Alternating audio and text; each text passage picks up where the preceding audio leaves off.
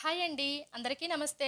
Welcome to Usha Srinivas vlogs. ఈరోజు వీడియోలో ఆవాల ఆకుకూరను మన కిచెన్లో యూస్ చేసుకునే ఒక చిన్న ట్రేని, అలాగే కొన్ని టిష్యూ పేపర్స్ని యూస్ చేసుకొని చాలా సింపుల్గా ఎలా పెంచుకోవాలో చూద్దాము. అలాగే ఈ ఆకుకూరను పెంచుకోవడానికి మనకి ఎలాంటి ఎరువులు, అలాగే మట్టి కూడా అవసరం లేదు. ఈ ఆకుకూరని ఎక్కువగా నార్త్లో యూస్ చేసుకుంటారు. మన కిచెన్లో వాడుకునే ఆవాలతోనే చాలా చక్కగా ఈ ఆకుకూరను పెంచుకోవచ్చు. అలాగే 1 వీక్లోనే హార్వెస్ట్ చేసుకొని యూస్ చేసుకోవచ్చు. ఈ ఆకుకూరతో చేసుకునే రెసిపీస్ కూడా చాలా బాగుంటాయి.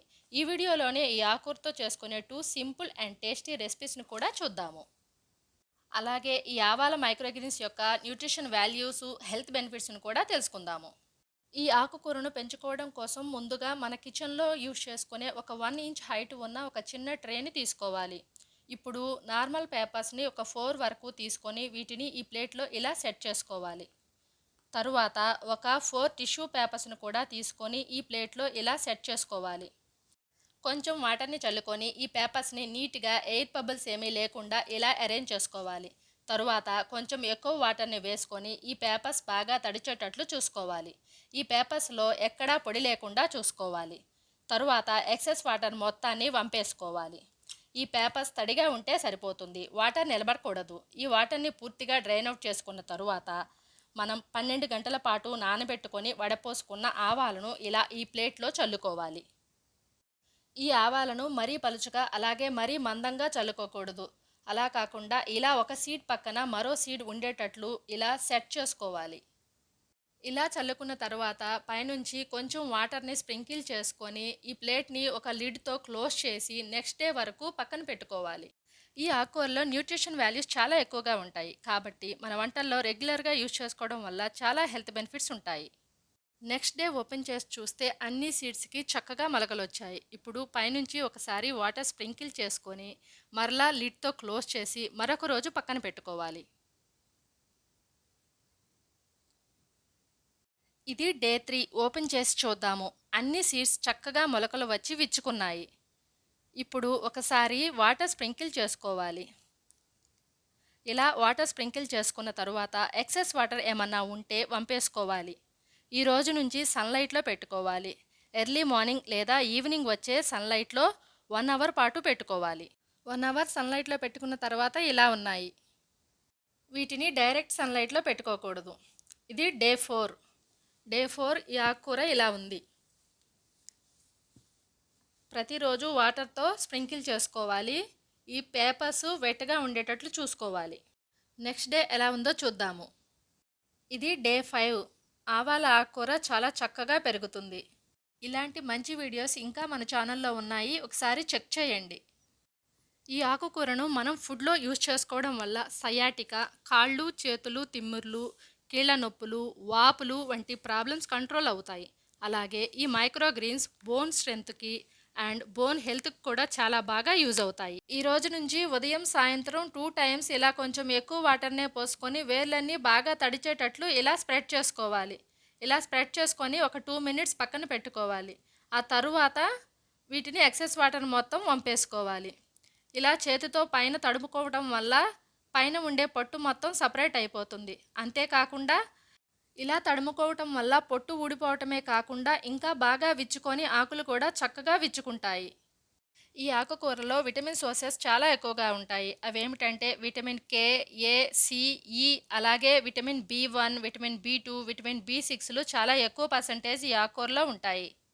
ఈ ఆకుకూరను యూజ్ చేసుకోవడం వల్ల మనకి ఇమ్యూనిటీ సిస్టమ్ కూడా బాగా ఇంప్రూవ్ అవుతుంది. ఇది డే 6. డే 6 కల్లా ఆకుకూర చక్కగా పెరిగింది, చూడ్డానికి చాలా బాగుంటుంది. వాటర్ని ఇలా కొంచెం ఎక్కువగానే పోసుకొని వేర్లు అన్నీ బాగా తడిచేటట్లు ఇలా ఒకసారి కదుపుకోవాలి. తర్వాత వాటర్ మొత్తం పూర్తిగా డ్రైన్ అవుట్ చేసుకోవాలి. పేపర్స్ వెట్గా ఉంటే సరిపోతుంది. పైనుంచి కూడా వాటర్ లీవ్స్ అన్నీ ఒకసారి తడిచేటట్లు ఇలా స్ప్రింకిల్ చేసుకోవాలి. ఈ ఆకుకూరను రెగ్యులర్గా యూజ్ చేసుకోవడం వల్ల బ్రెయిన్ హెల్తీగా ఉంటుంది. అలాగే బ్రెయిన్ ఫంక్షనింగ్ కూడా చాలా బాగా యూజ్ అవుతుంది. అలాగే ఈ ఆకుకూర మన హార్ట్ హెల్త్కి కూడా చాలా మంచిది. ఈ ఆకుకూరను 5-6 రోజుల్లోనే గ్రోత్ ఎక్కువగా పెరగడం మనం గమనిస్తాము. ఈ ఆకుకూరను 4th డే నుంచి ఎర్లీ మార్నింగ్ 1 అవర్ సన్లైట్లో ఉంచుతాం కదా, ఆ మిగిలిన టైం అంతా మనం మన హౌస్లోనే ఎక్కడైనా బ్రైట్ లైట్ ఉండే ప్లేస్లో పెట్టుకోవాలి. డైరెక్ట్గా ఫ్యాన్ కింద ఏసీల కింద పెట్టకూడదు. ఇది డే 7. ఒకసారి వాటర్ని ఇలా స్ప్రింకిల్ చేసుకొని బాగా తడుపుకున్న తర్వాత వాటర్ మొత్తం డ్రైన్ అవుట్ చేసుకుందాము. ఈ ఆకుకూర 7 రోజుల్లోనే చక్కగా రెడీ అవుతుంది హార్వెస్ట్ చేసుకోవడానికి. 6-7 రోజుల్లో మనం యూజ్ చేసుకోవచ్చు. 6వ రోజైనా దీన్ని కట్ చేసుకొని యూజ్ చేసుకోవచ్చు. ఇలా ఓపెన్ చేసి చూద్దాము మన ఆకుకూర ఎంత చక్కగా వచ్చిందో. ఇదిగో చూడండి, ఎలాంటి మట్టి ఎరువులు యూజ్ చేయకుండా న్యూస్ పేపర్ల మీద ఇంత చక్కగా పెంచుకోవచ్చు. ఇలా పెంచుకున్న 1 వీక్లో పెంచుకుంటాం కదా, ఇది 10 డేస్ వరకు స్టోర్ చేసుకోవచ్చు. ఈ ఆకుకూరను మన అమ్మమ్మల కాలంలో చాలా ఎక్కువగా యూజ్ చేసేవాళ్ళు. కానీ ఇప్పటికీ నార్త్ వాళ్ళు ఈ ఆకుకూరను వాళ్ళ రెసిపీస్లో చాలా ఎక్కువగా యూజ్ చేసుకుంటారు. ఈ ఆవాల ఆకుకూర బాగా గ్రో అయిన తర్వాత కంటే ఇలా 2 లీవ్స్ వచ్చినప్పుడు యూజ్ చేసుకోవడం వల్ల చాలా హెల్త్ బెనిఫిట్స్ ఉంటాయి. ఈ స్టేజ్లో ఇది చూడడానికి ఒక చిన్న ఫ్లవర్ లాగా ఉంటుంది. ఇది 1 నుంచి 1.5 ఇంచ్ వరకు హైట్ పెరుగుతుంది. ఆవకూరను ఇలా చాలా సింపుల్గా 1 వీక్లోనే ఈజీగా గ్రో చేసుకొని మనకు కావాల్సినప్పుడు కట్ చేసుకొని యూజ్ చేసుకోవచ్చు. ఈ వేర్లను మొక్కలకు ఎరువులాగా యూజ్ చేసుకోవచ్చు. వీటిని మొక్కకు దూరంగా కుండీలో ఒక చివరకి మట్టిలో పెట్టుకోవాలి. ఈ ఆకుకూర టేస్ట్ పెప్పర్ లాగా కొంచెం ఘాటుగా ఉంటుంది. మిగిలిన అన్ని ఆకుకూరలతో పోల్చుకుంటే ఈ ఆకుకూర చీప్ అండ్ బెస్ట్గా చెప్పుకోవచ్చు. ఈ ఆకుకూరను ఇలా ఒక హాఫ్ అన్ అవర్ పాటు తడేమీ లేకుండా ఆరబెట్టుకొని తరువాత బాక్స్లో పేపర్స్ వేసుకొని ఫ్రిడ్జ్లో పెట్టుకొని ఒక 10 డేస్ వరకు స్టోర్ చేసుకోవచ్చు. ఈ వీడియో కనుక మీకు నచ్చినట్లయితే లైక్ చేయండి, షేర్ చేయండి, సబ్స్క్రైబ్ చేసుకోండి. ఇప్పుడు ఈ ఆకుకూరతో సూపర్ టేస్టీగా ఉండే పులిహోర ఎలా తయారు చేసుకోవాలో చూద్దాము. దీనికోసం ముందుగా అన్నం పొడి పొడిగా ఉండేటట్లు వండుకోవాలి. ఓపెన్ చేసి చూద్దాము. అన్నం చాలా పొడి పొడిగా ఉంది. దీన్ని చక్కగా కొంచెం సేపు ఆరనివ్వాలి. ఇప్పుడు నీట్గా వాష్ చేసుకున్న ఒక 5-6 పచ్చిమిర్చిని తీసుకోవాలి. వీటిని ఒక చాకుతో పైనుంచి కింద వరకు ఇలా కట్ చేసుకోవాలి. అన్ని పచ్చిమిర్చిని ఇలా కట్ చేసుకున్నాక ఒక హాఫ్ స్పూన్ వరకు సాల్ట్ని తీసుకోవాలి. ఒక్కొక్క పచ్చిమిర్చికి లోపల ఇలా కొంచెం సాల్ట్ని రాసుకోవాలి. అన్ని పచ్చిమిర్చికి ఇలా కొంచెం సాల్ట్ని అప్లై చేసుకున్నాక ఒక 10 నిమిషాల పాటు పక్కన పెట్టుకోవాలి. పచ్చిమిర్చిని ఇలా రెడీ చేసుకోవటం వల్ల వీటిలో ఉండే మంట మొత్తం తగ్గిపోతుంది. అలాగే ఇవి చాలా టేస్టీగాను ఉంటాయి. ఇప్పుడు ముందుగా రెడీ చేసి పెట్టుకున్న అన్నాన్ని ఇలా ఒక బౌల్లోనికి తీసుకొని పొడి పొడిగా చేసుకోవాలి. పులిహోర కోసం అన్నం ఇలా పొడి పొడిగా ఉంటేనే చాలా బాగుంటుంది. అలాగే ఇప్పుడు కొంచెం పసుపు, ఒక హాఫ్ స్పూన్ వరకు సాల్టు, ఒక 2 స్పూన్స్ వరకు ఆయిల్ను వేసుకోవాలి. ఇవి అన్నీ అన్నానికి బాగా పట్టేటట్లు గరిటెతో ఇలా బాగా కలుపుకొని పక్కన పెట్టుకోవాలి. ఇలా కలుపుకున్న తరువాత ఒక 2 నిమ్మకాయలను తీసుకొని సీడ్స్ తీసేసి ఇందులో నిమ్మరసాన్ని పిండుకోవాలి. నిమ్మరసాన్ని పిండుకున్న తరువాత ఇలా గరిటెతో చక్కగా కలుపుకోవాలి. నాకు ఈ రైస్కి ఒక నిమ్మకాయ సరిపోయింది. ముందుగా స్టవ్ మీద ఒక ప్యాన్ని పెట్టుకోవాలి. అది కొంచెం వేడెక్కిన తర్వాత అందులో ఒక 3 స్పూన్స్ వరకు ఆయిల్ని వేసుకోవాలి. ఈ ఆయిల్ కొంచెం వేడెక్కిన తర్వాత అందులో పోపు కోసం కొంచెం ఆవాలు, ఒక హాఫ్ స్పూన్ వరకు పొట్టు మినపప్పు, ఒక హాఫ్ స్పూన్ వరకు పచ్చిశనగపప్పు, అలాగే కొంచెం జీలకర్రను కూడా వేసుకొని వీటిని లైట్గా వేయించుకోవాలి. ఇవి కొంచెం వేగిన తర్వాత ఇందులో కొంచెం కరివేపాకును కూడా వేసుకోవాలి. ఇప్పుడు ఒక 2 ఎండుమిర్చిని ముక్కలు చేసుకొని వేసుకోవాలి. వీటిని కూడా కొంచెం వేయించుకోవాలి.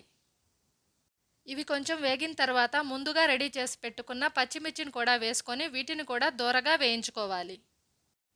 ఈ పచ్చిమిర్చి కూడా వేగిపోయాయి. ఇప్పుడు వీటిలోనికి ఒక హాఫ్ కప్పు వరకు పల్లీలను కూడా వేసుకొని వీటిని కూడా దోరగా వేయించుకోవాలి.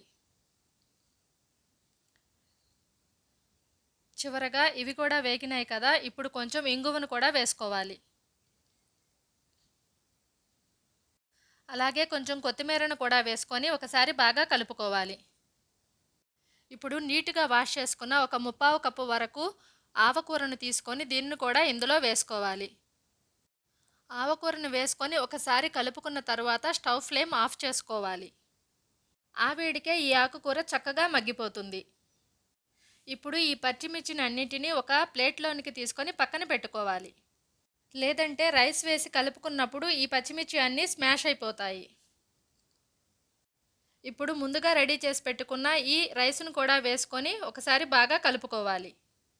ఈ ఆకుకూర క్యాన్సర్ సెల్ గ్రోత్ని తగ్గిస్తుంది. ముఖ్యంగా మగవారిలో ఎక్కువగా వచ్చే లంగ్ క్యాన్సర్ని ప్రివెన్షన్ చేయడానికి యూజ్ అవుతుంది.